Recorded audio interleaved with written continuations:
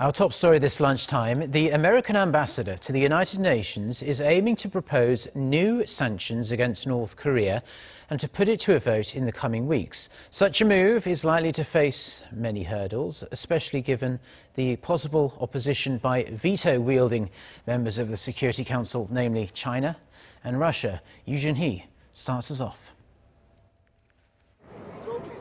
According to sources at the UN, Ambassador Nikki Haley informed several diplomats last week of an ambitious timeline to propose a new UN resolution in response to North Korea's long-range missile test. Two UN diplomats also said on Monday that the US was already circulating a draft resolution to Security Council members, including North Korea's closest ally, China. However, the US mission to the UN declined to share details on when the proposal would be submitted for a vote. Haley has hinted that proposed UN sanctions against Pyongyang would aim to cut off the regime's sources of hard currency and key commodities such as oil.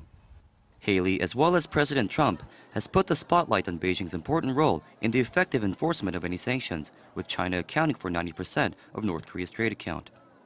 With that in mind, Washington could also impose unilateral sanctions targeting Chinese trading firms and banks suspected of financing North Korea's weapons programs.